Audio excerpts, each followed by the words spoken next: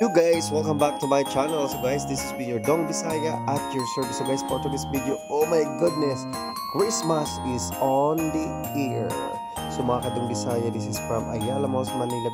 Napakaganda at ganda ng kanilang mga design sa Christmas guys. Oh my goodness, Christmas is on the air na nga. Diba? So yun na nga guys, na-miss natin na mag-Starbucks. Syempre pumunta tayo sa Starbucks. Oh my goodness, napakahaba ng pila. But syempre pag gusto may paraan, hindi maghintay. So yun nga guys, ayan na ano na yung ating order actually guys. Syempre kay boss po yan. So thank you so much boss for your treat today, Starbucks. So my favorite guys. So after that one guys, syempre kumain muna tayo sa Botijo Restaurant sa Ayala Malls, Manila Bay din. So kasama ko yung aking boss. So thank you again for your treat for today. Maraming salamat. And syempre, job well done tayo mga kadong Bisaya for today.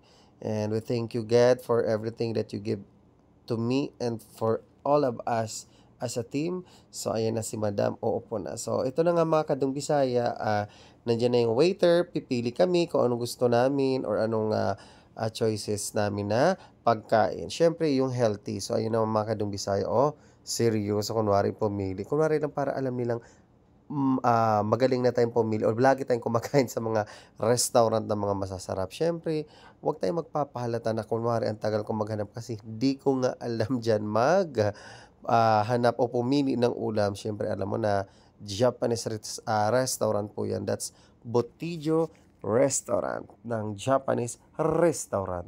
Di ba mga kadong Bisaya? Ilang beses nahulog yung cellphone ko dyan.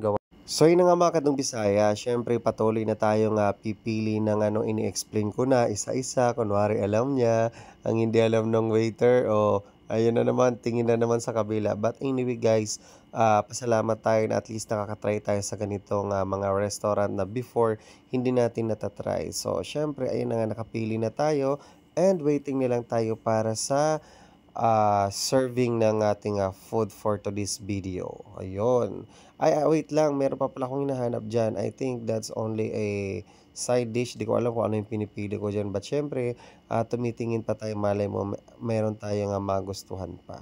Diba? So, yun lang guys. And lahat ng gusto pag may paraan, pag may pangarap ka sa buhay, syempre, mas maganda yung pagsusumikapan mo siya kasi lahat ng yan darating sa iyo in a good terms, okay?